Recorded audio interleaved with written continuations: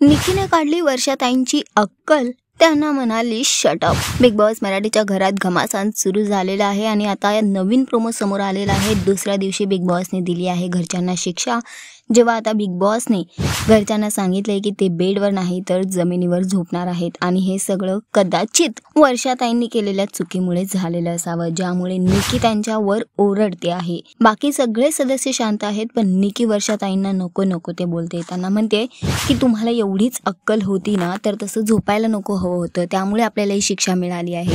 आता शांत बसा, शट अप। त्यावर वर्षाताईही तिला खूप काही बोलल्या, पण निकीचा आवाज चढला होता आणि दोघींमध्ये घमासान बघायला मिळालेला आहे। सध्या तरी निकीचं हे बिहेवियर कदाचित तिला खूप महागात पडू शकतं, किंवा असं येऊ शकतं की सगळ्यांनी नाही तर निकीने स्वतःचा स्टँड घेतला असावा।